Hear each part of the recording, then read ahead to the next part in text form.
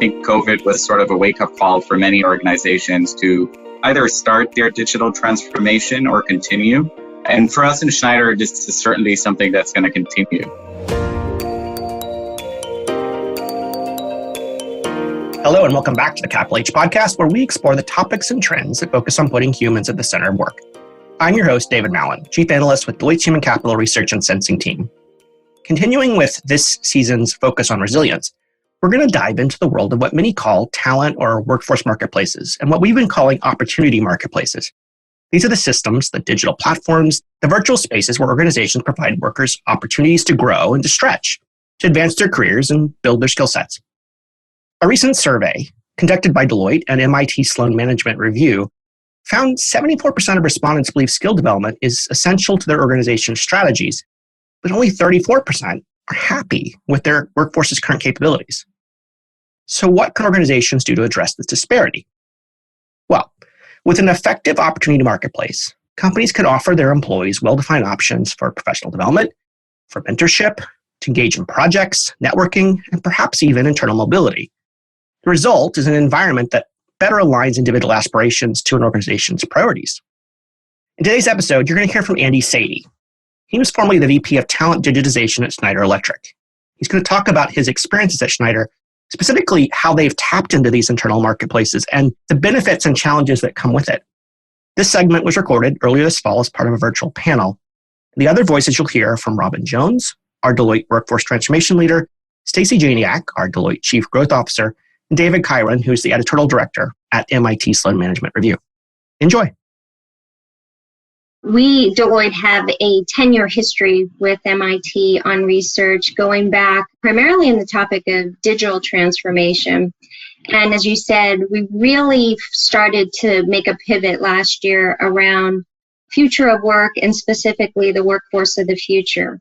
And what drove that shift was we've been seeing over a number of years in our research a real significant shift in the dynamic between organizations and what they want from their workforce and what the workforce wants from the organizations where they join.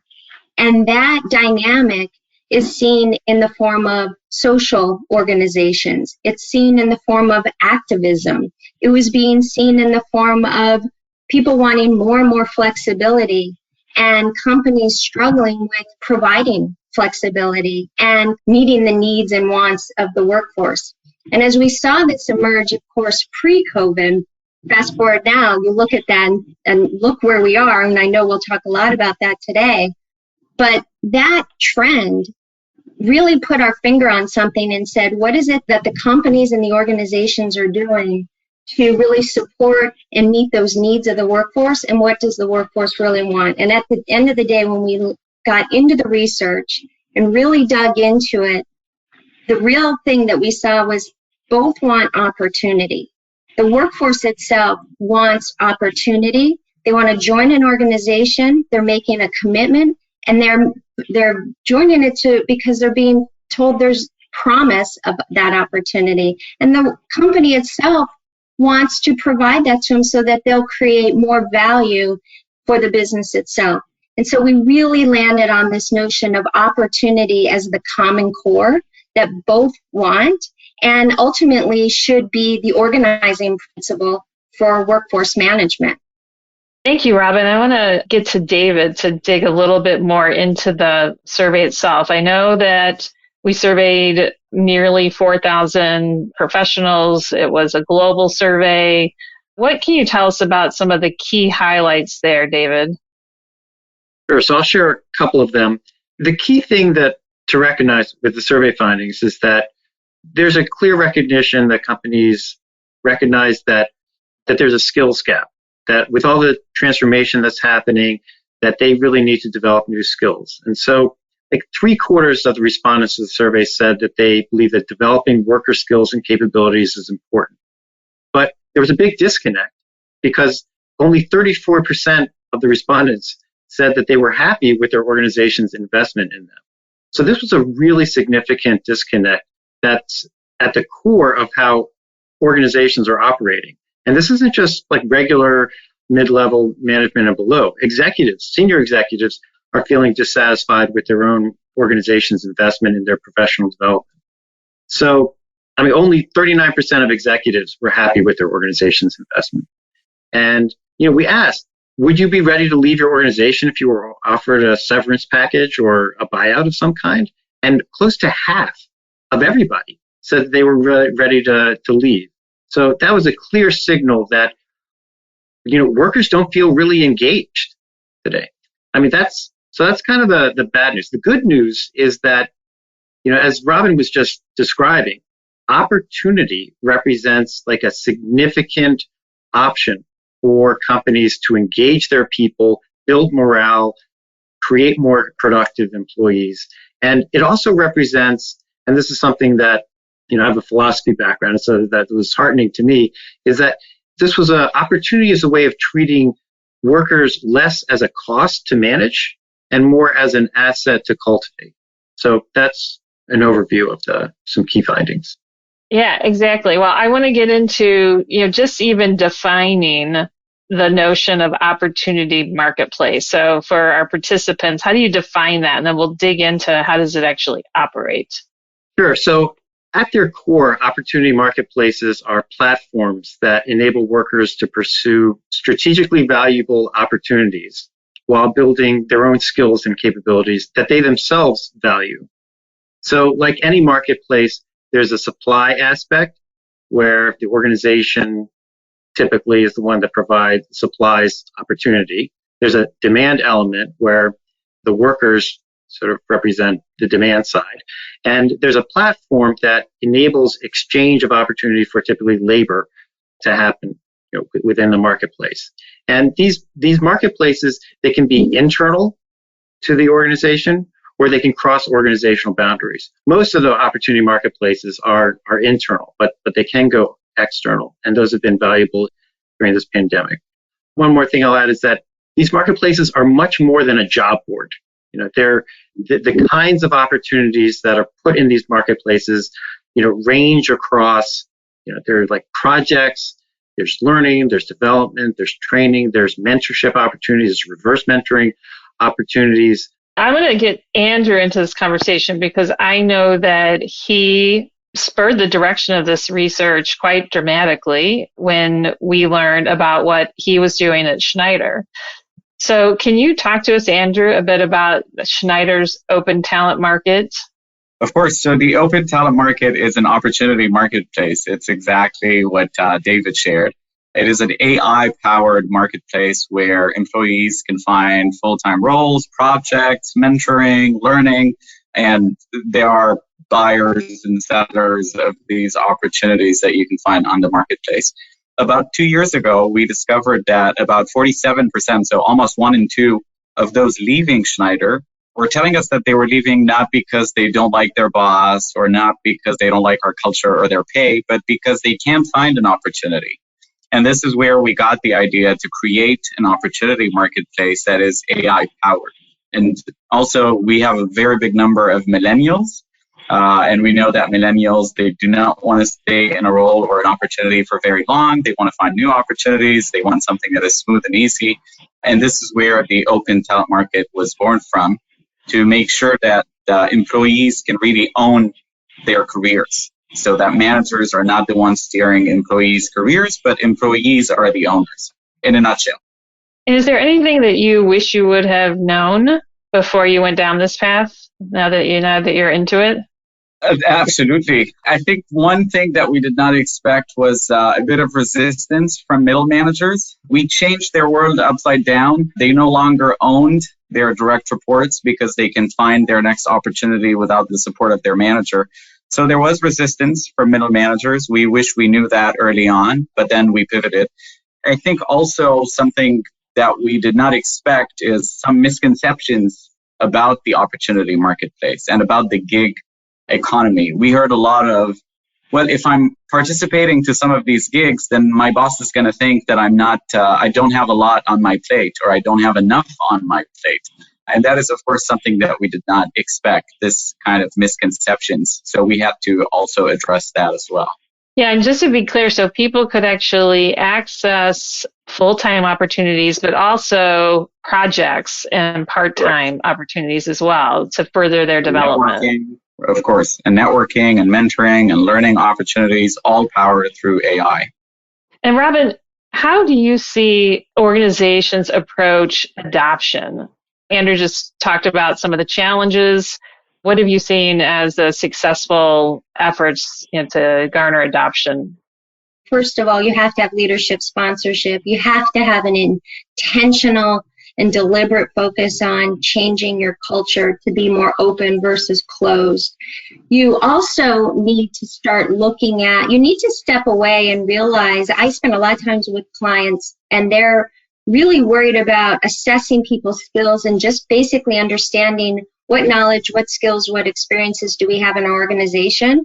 And that's a real mystery and it's very hard to pinpoint. But when you actually create this marketplace, it draws people in to promote the best versions of their self and actually put forward capabilities, experiences, skills, prior experiences that no one really knew about and really promote it. It's almost like when you put yourself on LinkedIn, how you discover so much more about people that you've been working with. And I've formed a habit of that in my organization and with my clients to just look up and get to know their background.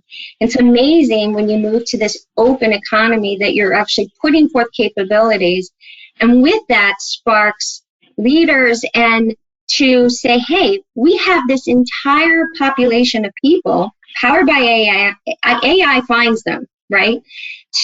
That have an experience that will take us into a space where we want to go, where we want to grow into a new market. And so I think just freeing up the mindset that we're going to make this more open. I think the other resistance part I would flag is, for years and years and years in workforce management, the goal has been to standardize, streamline, and make commonality in your performance management, your promotion timelines, your job architecture, just very fixed. And what that does is it is actually creating less opportunity and more of a fixed state. And so this notion of looking at every aspect of workforce management and say, how do we move from a fixed state and one that actually lends ourselves to find individuality and support individual growth and development and movement, you really have to start pinpointing, going through every workforce management program and policy that you have in place and challenge those orthodoxies. Well, one of the things as I read the research that I loved was the ability to have individuals identify what they are interested in, particularly from that project standpoint. If you think about an organization, there's always something going on beyond your day-to-day. And how do we as leaders really know who would be optimal for some of those opportunities? We can't possibly know every single individual that's out there. So I think that's fantastic. But what would you say, Robin, to organizational leaders where this sounds like it could be very chaotic, right? When you're used to the fixed structure that you were just describing, what would you say to them about the benefits? Well, if you think about how we've evolved just performance management as a process, companies are starting to move in a pretty big way beyond the once a year evaluation, right? We've moved to more regular coaching, more regular feedback, more in the flow of the work itself, evaluations and goal setting and the like. We're going to get there with compensation. We're still on that kind of once a year type of thing. So yes, companies are somewhat fearful of that, but we have to move to a more dynamic way of evaluating, providing feedback, and frankly, it gets down to deploying your people into moves that you're making in the business or areas of need. So I think it's really stepping away from that fixed mindset that everything has to happen on year-long scales and start to really move to a more dynamic way of addressing people's needs, because it comes back to that tension that's brewing where, and has been for a while, where people are just not wired to wait another year and then be told no for whatever it is, a learning opportunity, a leadership program, a compensation change, a reward of some type. So we really have to go to what we've all been saying is be more agile and be more adaptable to the needs of both your business and the workforce itself. David, maybe you could build on that. I know that the report addressed the benefits both from the workforce perspective, but also from the organization perspective. What would you call out there as well? Yeah, so I'd add two things to what Robin just said. One is, and Andrew mentioned resistance among managers. There can be resistance among workers themselves. They've grown accustomed to coming to work and doing the work and then going home and forgetting about their jobs.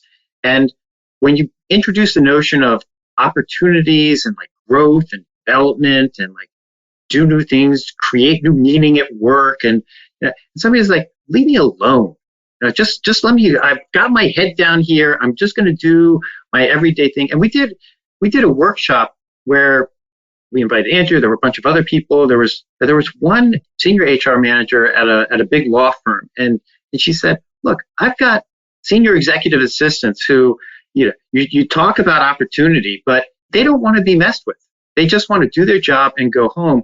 Creating an environment where they feel agency to become the authors of their own careers and do more than just producing what little is expected of them is a significant transition. And opportunity markets, well-designed opportunity markets, well-managed opportunity markets can really help with that. So, and that leads me to the second point, which is, if you go back to the disconnect that we talked about initially, where there's this, dissatisfaction, there's this perception that the organization isn't investing enough in you, the employee. Opportunity markets kind of flip the question around. It's not like how do you invest better in people? It's how do you invest better in enabling people to invest in themselves? And that's a significant switch. And in Andrew's organization, he said this many times, and perhaps it's better if I say it now because he said it so many times, that they encourage people to see themselves as owning their careers. The organization kind of benefits when employees see themselves this way, as do the employees. And that's a powerful feature and benefit of opportunity markets. And it's not like this is a completely new idea. There's an entire literature in the fields of psychology and economics that speak to the value and importance of agency. It's not just like you provide people with more money or more stuff. In the psychology literature, for example, I don't mean to go too long about this, but there's this theory called self-determination theory. There's three basic psychological needs. One is, everybody has a basic need to feel competent in what they're doing. Another is to feel like related to others. And the third one is people need to feel that they are the authors of their own actions. They're not being controlled by other people, other aspects of the situation. They need to feel self-determined. That's the third basic psychological need within this conceptual framework. I could go on about this, but basically the point is that opportunity marketplaces, the value of them to people is grounded in like serious, significant psychological theory. So Andrew, thank you for that, David. I want to build on maybe what Andrew has experienced, with your workforce, having been at this for several years. I'm sure you had some that maybe did not want to come along, both from the workforce side and from the management side. So where are you today? And, how do you think that if you did a survey at Schneider today, what would the feedback be? We have. I think to go back to what David and Robin were saying, the value of an opportunity marketplace is unquestionable. Of course, there are some people who do not, to go back to the example that David was sharing, who do not necessarily want to be in this opportunity marketplace, and it's all voluntary, so they don't have to be if they don't want to. But overall, I think the benefits and the value are very considerable. For us as an organization, we got a lot of value from the open talent market. One, I would say analytics, because we have a better understanding of what skills are present in the organization, what skills are missing, what do people want to upskill and reskill, so that we can build programs around that. We've also looked at data analytics around succession planning, what people can, who can do what. There, as you were saying, it's easy to know a small organization of 500 people maybe, but Schneider is about 140,000. So it's much harder to do some of these upskilling and some of these identification of people. Now, of course, other values that we looked at is a reduction in attrition.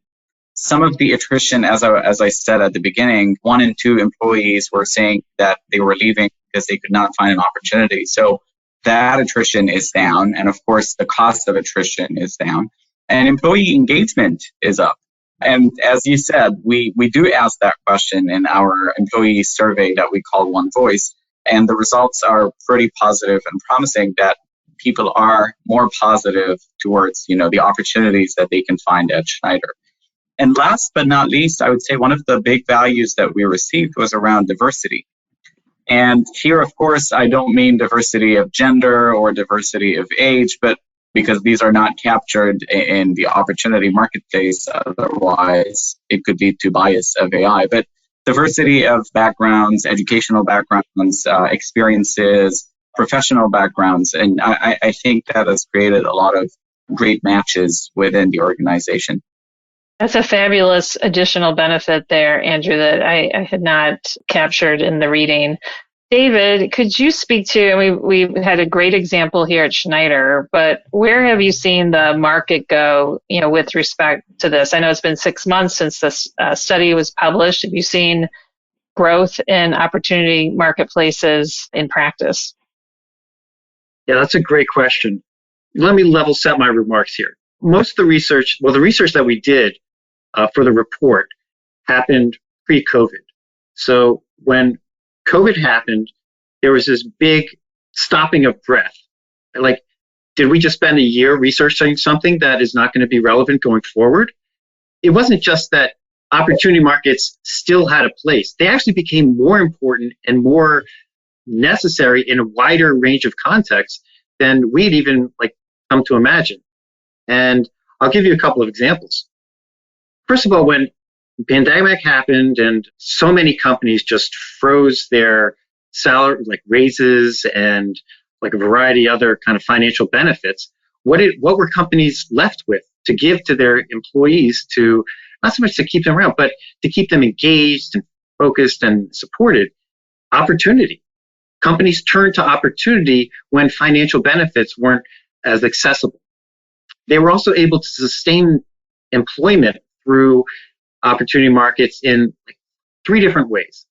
One was we saw cross-industry exchanges taking place, where industries created exchanges to take workers that had been furloughed in one place and get them jobs and positions in other industries. There's so many great examples at Schneider. There's another example at Schneider where Andrew and his team, they asked managers to look at jobs and split them into tasks, and then created marketplaces around those tasks, and that helped sustain employment levels. And then we also saw opportunity markets being used to redeploy workers, where workers were sometimes in an area where there was underutilization to areas where they needed many more workers. We saw this at Henry Ford Health, where they had nursing staff exchanges where they took nurses in sort of lesser used places and moved them into where there was more demand for nurses. So those are 3 different, so sustaining employment and rewarding employees. Andrew, is there anything else you would add as far as kind of the twist of COVID and maybe what was unique for Schneider in this element? Of course, I think COVID has entirely changed our open talent market, because before COVID, the open talent market was still only available for some employees in, a big number of employees, but in not everywhere. And when COVID happened, the decision from our top leadership was to launch it for everyone everywhere. And the idea behind that was many things. One, it was definitely, as David said, a message of hope. I think one of the things that our CEO was focusing a lot on is that the future is not canceled. And this is why we should still network, and this is why we should keep learning. And I think that message was very well received when we launched the open talent market. Another part was definitely around what David was also referring to, the imbalance of within the workforce. I mean, when COVID happened, you had 220 recruiters across the globe who did not have people to recruit because we were on a hire freeze. And they lend a hand to a lot of others in marketing and HR and, services who had a lot on their hands. And I think this definitely balanced the workforce, where those that needed support went on the open talent market, raised their hand and said, I need help, and then they received it. And by doing so, they developed and they networked and they met someone new. And many of them are now finding their next full-time roles because they already worked with someone and they know how they work and they know that they'd like to work with them. And the last thing that I would add is, I think in light of COVID and you hearing out about all these furloughs and redundancies and companies, instead of repurposing the workforce, letting it go, I'm sure the open talent market has definitely supported our employer brand, because in all of our employer branding activities, we focus on the open talent market, that when you join Schneider, you're in it for the long run. You join and then you can find another opportunity or a project or a gig or whatever you floats your boat. COVID has definitely changed us with the open talent market.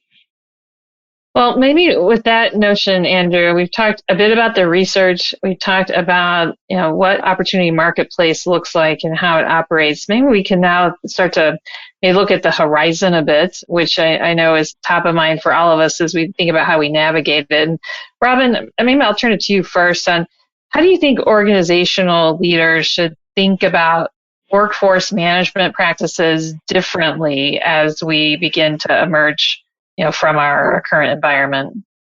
Well, first of all, I think we are seeing a situation where the entire executive C-suite is engaged on the workforce strategy, workforce management topic.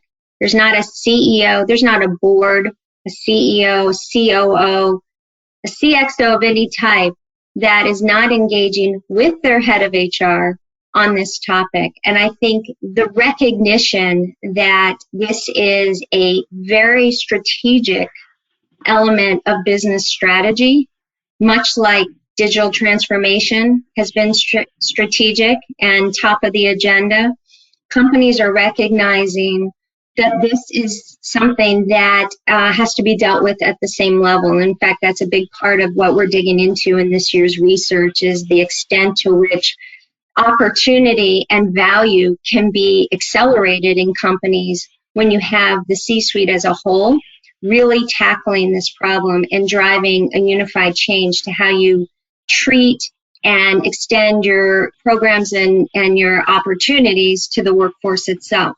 So I think that's the first big thing that's really important to recognize. I think the other is, and Andrew hit on this before, is really digging into the culture and looking at this notion of managers overall at all levels don't own their people. And in fact, the successful managers are those who create followership and create inspiration and draw people in to the project or the initiative or the pro bono opportunity that they're leading on behalf of the organization itself. And so it's moving from a command and control model of many, many, many years we've seen in the workplace to a truly inclusive, team-based model, and one where, we talk about it, where the human is at the center and what individuals want and what they need is more at the center. I think those are some of the big things. I really love Andrew's story about what they recognize, because we're seeing this in the marketplace, that, we've known for many, many years that it was so much easier to look for a job outside of an organization than inside the organization when they were frustrated. And so you see people leave. And after you've made that a huge investment in people, you don't want to be part of an organization. You don't want to be a leader in an organization where it's a bit of a revolving door. It's not good for your business. It's not good for brand. It's not good for long-term value, all of those things. And then I think the other thing that's important, I work a lot with the technology companies, particularly who are the hyperscalers in the West Coast. And these are all companies, many of these companies we refer to as teenagers. They grew so fast. They didn't have time to put in the proper infrastructure for workforce management. And what we're really seeing them think about, but also struggle with, is putting in the infrastructure so that they can continue to scale at the rate that they're scaling.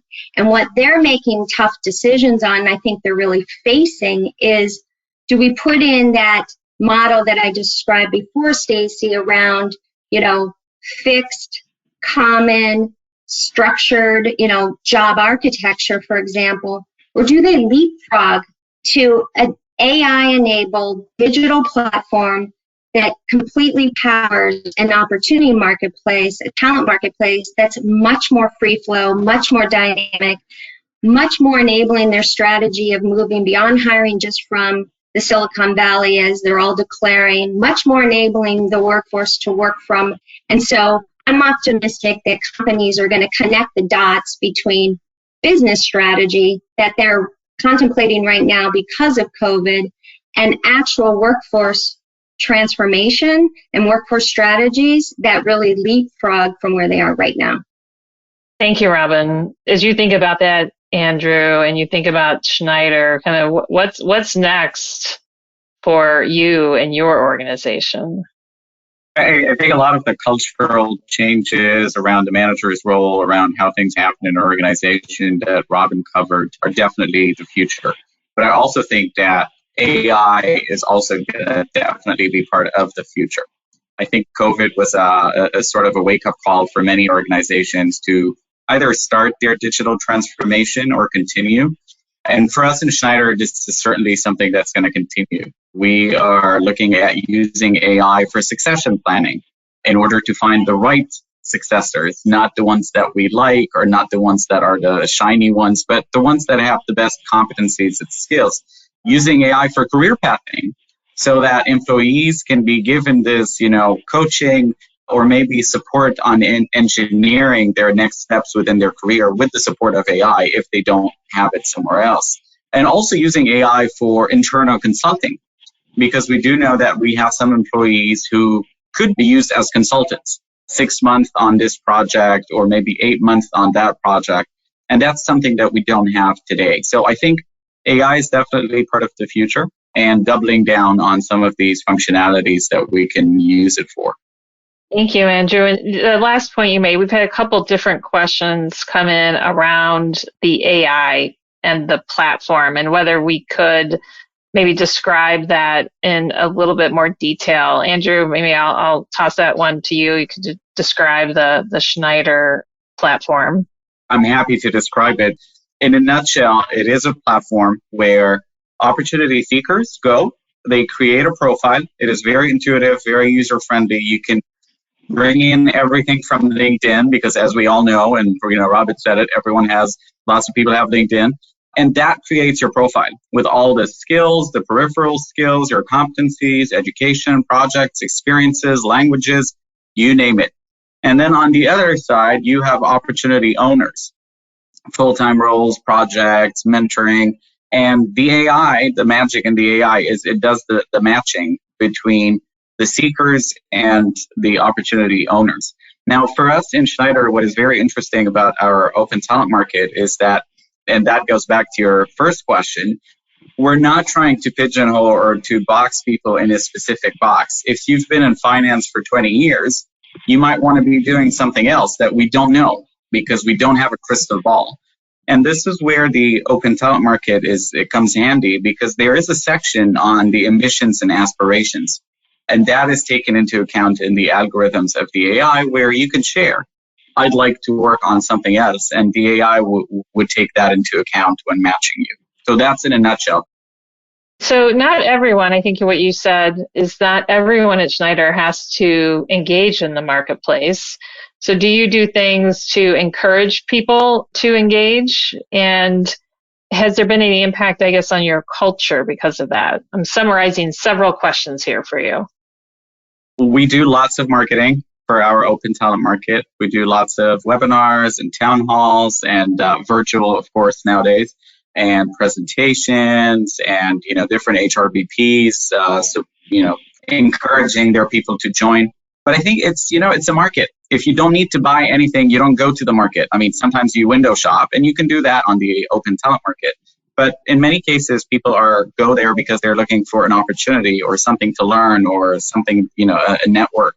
So that's typically how it happens. But lots of promotion and lots of adoption. Now, the impact on the culture, I think, is huge, because as Robin was saying, I think the cultural shift from talent hoarding culture, where you own your talent, they stay with you, and you decide when they move, I think that's the past.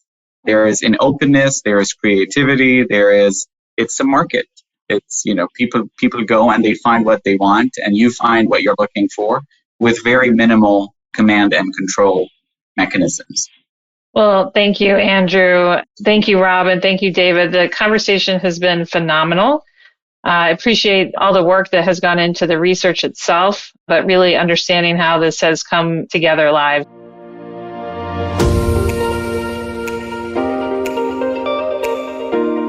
A robust opportunity marketplace has benefits for individuals, for teams, and for the enterprise, enabling long-term resilience and agility. As organizations continue to navigate this pandemic, leaders should continue to think of other ways, such as these marketplaces, to not only help workers enhance their skill sets, but also their well-being. Thanks to Andy Sadie for sharing his experience on how Schneider Electric created a well-rounded opportunity marketplace, and thanks to you for listening. Let us know what you think of Capital H, rate us on whatever podcast service you use to find us, and look us up on social media. We'd love to hear from you. We hope you'll join us next time as we explore more topics and trends that focus on putting humans at the center of work. This podcast is produced by Deloitte. The views and opinions expressed by podcast speakers and guests are solely their own and do not reflect the opinions of Deloitte. This podcast provides general information only and is not intended to constitute advice or services of any kind. For additional information about Deloitte, go to deloitte.com/about.